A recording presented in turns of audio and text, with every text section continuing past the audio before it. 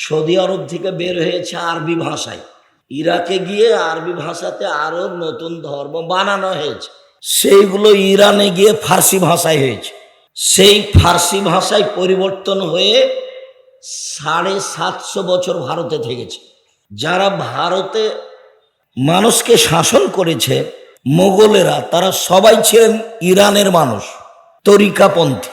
কাজেই এই দেশের মাটিতে আসল ধর্মের চেয়ে বিকৃত ধর্ম অনেক অংশ আছে, এটা আপনাকে বিশ্বাস করতে হবে।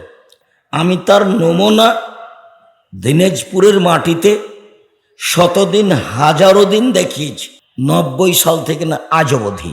আজকে 1 মিনিট দেখাই। এটা কোরআন মাজিদ, খুব ঝকঝকে করে একবারে ভালো মানের পাতা দিয়ে ছাপানো আছে। এই দেখেন, হেডলাইন আছে দুয়া ও খাতমিল কোরআন। তা আমি 30 বছর আগে বলেছি যে কিয়ামত পর্যন্ত সময়, মানে আমার মরা পর্যন্ত সময়। আর পরের পৃষ্ঠে মানে এক পৃষ্ঠে এটা নবীর বানানো দোয়া নয়। তাতে আমি 2-1 মাস সময় দিইনি, কিয়ামত পর্যন্ত সময় দিয়েছি। প্রমাণ করতে হবে যেটা নবীর দোয়া। কথা বুঝতে পারেননি তো? আমি কি বলতে চাইলাম, ধর্ম বিকৃত আছে। এই জন্য আমি আপনাদের কাছে দাবি রাখি, আমি আপনাদের খুব কাছের মানুষ। জামিয়া সালাফিয়া তেঘরা বিরল দিনাজপুরের কারণে আরো কাছাকাছি হয়েছে। মর্মে কোনোদিন উপস্থিত হলে আপনি উপস্থিত হবেন, এটা আমার ঐকান্তিক দাবি। আর না হলে বইয়ে লেখা আরো একটা কথা আপনাকে জানাই। এই দেশে একটা বই আছে, তার নাম মুকসিদুল মুমিনিন। সেই বইয়ে একটা হেডলাইন আছে, সেই হেডলাইনটা হচ্ছে অবিবাহিত ছেলেমেয়ের পড়া নিষেধ। হেডলাইনটা কি বলেন তো? অবিবাহিত ছেলেমেয়ের পড়া নিষেধ। দেখুন, যে দেখে সেই পড়ে, যে দেখে সেই পড়ে। তা আমিও পড়ে দেখলাম, দেখি কি আছে। তবে আমি বিবাহিত অবস্থায় পড়েছি, তাকে আমি দেখি। এখন দেখি লেখা আছে, ভরা পেটে স্ত্রী মিলন হলে ছেলে ভ্যাংচা হয়, সফরের পূর্বে স্ত্রী মিলন হলে ছেলে টেরা হয়, চন্দ্র সূর্য গ্রহণের সময় স্ত্রী মিলন হলে ছেলে কানা হয়। এরকম কথা লেখা আছে।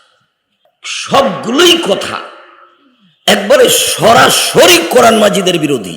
আল্লাহ তাআলা বলছেন, নিসাউকুম হারসুল লাকুম ফাতু হারসাকুম আন্না শাইতুম। পৃথিবীর মানুষ, তোমাদের স্ত্রী তোমাদের ক্ষেত, তোমাদের স্ত্রী তোমাদের জমি। তোমরা তোমাদের খেতে আসো তোমাদের ইচ্ছে মতো, সকালেই কি, বিকেলেই কি, দুপুরেই কি, সফরের পূর্বেই কি, ভরা পেটেই কি, চন্দ্রগ্রহণ লাগলেই কি আর না লাগলেই কি। তো আল্লাহ বলছেন। কি করে লেখক এভাবে লিখতে পারেন? আমি দীর্ঘ 90 সাল থেকে না আজ পর্যন্ত চলে যেটা আজ করেছি, যে উমর রাদিয়াল্লাহু তাআলা আনহু যদি আজকে বেঁচে থাকতেন এরকম পরিবেশে, তাহলে তিনি এদেশের শতকরা 1999 জন আলেম বক্তাকে আজীবন জেল দিয়ে দিতেন। এরা বাইরে থাকার সুযোগ পেত না। তার মধ্যে এরা ছাপাচ্ছে যে এই কোরআন মাজিদ যারা ছাপিয়েছে তারা জেলে থাকতো, বাইরে থাকার কোনো সুযোগ নেই, লেখক সহ। উনি উমর 20-15 হতো না তার হাতে, আর 19-19.5 হবে না তার হাতে। তার নাম উমর, অর্ধ পৃথিবীর খলিফা, কুশাগর বুদ্ধিজীবী, রাজনীতিবিদ উমর রাদিয়াল্লাহু তাআলা। যে রাস্তা দিয়ে হাঁটতেন ওই রাস্তা দিয়ে শয়তান হাঁটতো না। রাসূল সাল্লাল্লাহু আলাইহি ওয়াসাল্লাম বললেন, পৃথিবীর মানুষ, বাল্লিগু আন্নী ওয়ালা আয়া, আমার একটা কথা জানা থাকলে অন্যকে বলো। ওয়াহাদ্দিসু আন বানি ইসরাঈল ওয়ালা হারাজ, বানি ইসরাঈলের কাহিনী বলো। এখন আল্লাহর নবী বলবেন, তাহলে তোমরা জান্নাত পাবা। আমার একটি কথা বলা থাকলে জানা থাকলে অন্যকে বলো। 2, বানি ইসরাঈলের কাহিনী বলো। 3, তাহলে তোমরা জান্নাত পাবা। এটা হলো মিল। কিন্তু আল্লাহর নবী এভাবে বললেন না, বললেন 1, আমার একটি কথা জানা থাকলে অন্যকে বলো। 2, বনি ইসরায়েলের কাহিনী বলো।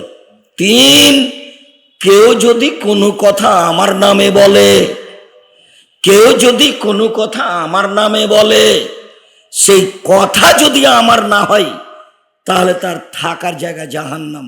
পাগড়ি যত বড়ই হোক, জুব্বা যত বড়ই হোক, দাপট যাই থাক না কেন, সে জাহান্নামে যাবেই। আল্লাহ নবী এভাবেই বলেছেন। মহান আল্লাহ বলেন, পৃথিবীর মানুষ, তোমরা তোমাদেরকে জাহান্নাম থেকে বাঁচাও, তোমরা তোমাদের পরিবারকে জাহান্নাম থেকে বাঁচাও। 1 মিনিট, নিজেকে জাহান্নাম থেকে বাঁচাবো কিভাবে, এই নিয়ে একটু কথা।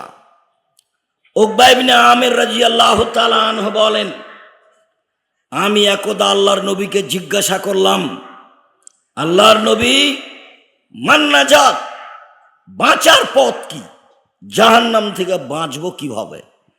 তখন তিনি 3টা কথা বললেন। তিনি বললেন, 1, আলজেম লেসানাক, মুখখান বন্ধ রেখো, জাহান্নাম থেকে বেঁচে যাওয়া। 2, আলজেম বাইতাক আল ইয়াসা বাইতুক, বাড়ি প্রশস্ত করো, বাড়িতে থাকো, জাহান্নাম থেকে বেঁচে যাওয়া। 3, অবকালা খাতিয়াতে, পাপের জন্য কাঁদো, জাহান্নাম থেকে বেঁচে যাওয়া। 3টা কথা বললেন। মুখেই সব সমস্যা। আল্লাহর নবী বললেন, মানুষ যদি অজু করে মুখমণ্ডল ধয়, তাহলে মুখমণ্ডলের মাধ্যমে যত পাপ হয়েছে সব ঝরে যাবে। যখন অজুতে মানুষ কোনই পর্যন্ত হাত ধৌত করবে, হাতের মাধ্যমে যত পাপ হয়েছে সব পাপ ঝরে যাবে। যখন মানুষ পা ধৌত করবে, তখন পায়ের মাধ্যমে যা পাপ হয়েছে সব পাপ ঝরে যাবে। এখন লোকটা অজু করে মসজিদের দিকে যাচ্ছে, তোর তো আর কোনো পাপই নাই, তাহলে সালাত দিয়ে কি হবে, নামাজ দিয়ে কি হবে? তো নামাজটা তার জন্য এখন নফল, মান বৃদ্ধির জন্য হয়ে যাবে, মান বেড়ে যাবে। অজু যখন মানুষের ভালো হবে, তখন অজুতেই সব পাপ ধুয়ে গেছে। আমি যে কথা বলতে যাচ্ছি সেটা আবার একটু দেরি হচ্ছে। সব পাপ অজুতে ঝরে যাচ্ছে। মুখের পাপ নিয়ে কথা বলছিলাম। মুখ বন্ধ রেখো, জাহান্নাম থেকে বেঁচে যাবা, এটা হলো কথা। জাহান্নাম থেকে বাঁচার পথ, মুহাম্মদ সাল্লাল্লাহু আলাইহি সাল্লাম 1 নাম্বার কি বললেন? মুখ বন্ধ রেখো, মানে ভালো কথা ছাড়া বলিও না। 2, বাড়িতে থাকো, জরুরি প্রয়োজন ছাড়া বাড়ির বাইরে যায় না। ঘন্টার ঘন্টা দোকানে বসে গল্প করেন কেন? বউ নাই বাড়িতে? বউ না থাকলে বিবাহ করেন, কাজ শেষ চলে যাবেন বাড়িতে।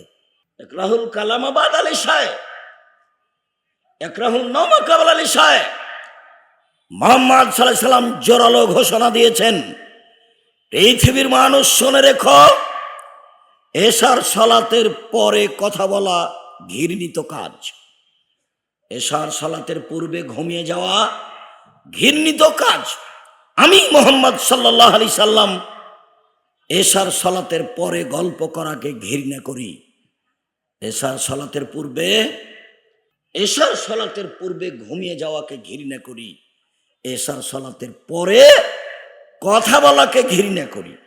মানুষ মুখ বন্ধ রাখলে জাহান্নাম থেকে বাঁচবে, বাড়িতে থাকলে জাহান্নাম থেকে বাঁচবে, পাপের জন্য কাঁদলে জাহান্নাম থেকে বাঁচবে।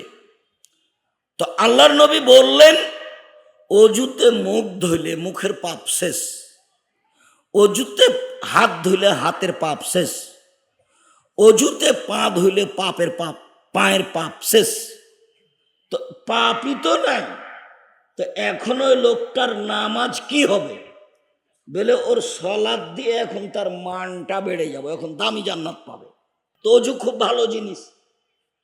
তো 1 মিনিট এখানে একটু কথা বলি, আবার ফিরে আসছি ইনশাআল্লাহ। আল্লাহর নবী বললেন, আমি কি তোমাদের একটা কথা বলে দিব না, যাতে পাপ মিটে যাবে, মান বেড়ে যাবে, যাতে পাপ মিটে যাবে, মান বেড়ে যাবে, যাতে পাপ মিটে যাবে, মান বেড়ে যাবে। আমরা বললাম বালা, হ্যাঁ বলেন, বলি তো, পাপ মিটে যাবে, মান বেড়ে যাবে, সেই কথা তো আমরাও শুনতে চাচ্ছি, বলেন আপনি। তখন আল্লাহ নবী বলছেন, শোনো, এসবাগল অজু, ভালো করে অজু করো, পাপ মিটে যাবে, মান বেড়ে যাবে। 2, পায়ে হেঁটে মসজিদে যাও, পাপ মিটে যাবে, মান বেড়ে যাবে। 3, এক সালাত আদায় করেছ, আর এক সালাত আদায় করা লাগবে, সে অপেক্ষায় থাকো, পাপ মিটে যাবে, মান বেড়ে যাবে।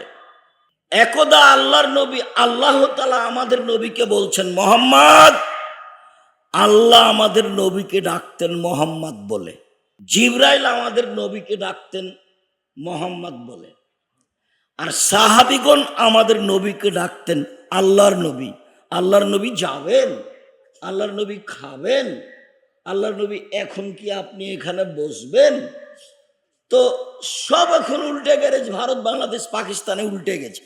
ভারত পাকিস্তানে এখন মানুষজন বলছে বাংলাদেশে যে হুজুরে পাক সাল্লাল্লাহু আলাইহি সাল্লাম বলছেন হুজুরে পাক।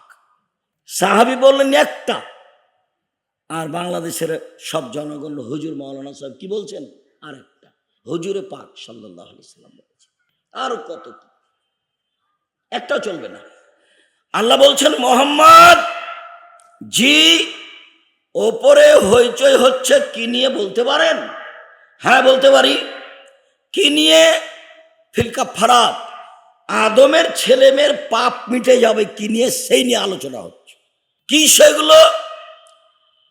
এক, এসবাগুল অজু, ভালো করে অজু করলে আদমের ছেলে মেয়ের পাপ মিটে যাবে। 2, পায়ে হেঁটে মসজিদে গেলে আদমের ছেলে মেয়ের পাপ মিটে যাবে। 3, সলাতের পরে মসজিদে বসে বসে তাসবিহ তাহলিল জিকির আজকার করলে পাপ মিটে যাবে। আর আমাদের মুসল্লিরা, অনেক যুবকেরা মসজিদে আগে যায়, সালাম ফিরলে পরে যায়, সালাম ফিরলে লাফ দিয়ে ওঠে।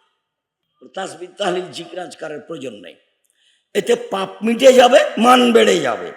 এই কথা বলার পরে এখন আল্লাহ নবী বলছেন মান ফালা হাদা মাতাবে খাইরি ও আসাবে খাইরি, ও যদি এমন করে তার মরে যাওয়া ভালো, তার বেঁচে থাকা ভালো, তার মরে যাওয়া ভালো, তার বেঁচে থাকা ভালো, তার মরে যাওয়া ভালো, তার বেঁচে থাকা ভালো, দুটাই সমান সমান।